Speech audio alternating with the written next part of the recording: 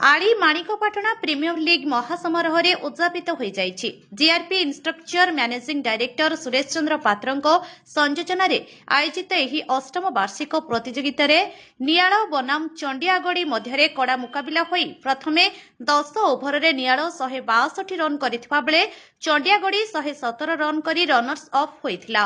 Man of the match Shubham Palai सिरिक श्रीतम मल्लिक होइथिले।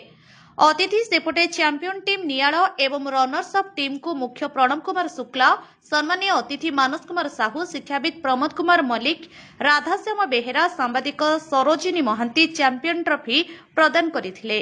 परिवार मोर प्रथम उद्देश्य होची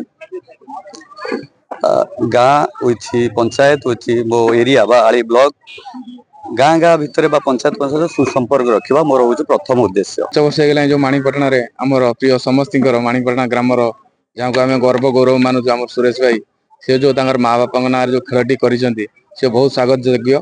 ये जो माणिकपाटना ग्रामर समस्त मिसी एकत्रित कर खेलटी को कर उत्सव भाया पूरा समस्त आसी जो 16टी टीम ने खेल होता आज जहाँ तार समापन दिवस पूर्ण हो जाए। आज जहाँ ये जो खेलटी कर जो परिचालन कर दिलीप भाई को बहुत बहुत धन्यवाद देवी। से जो खेलटी को समस्त को नहीं एकत्रित करी 16टा गाँव लोक पिला आसी खेलिकी जाइकी भाग नहीं से खेल कि खेल भल खेल हम समस्त जो मैंने आस दर्शक मैंने देखिकी जी बहुत मत भल लगे बहुत खुशी लगे। Bureau report nexus Odisha news.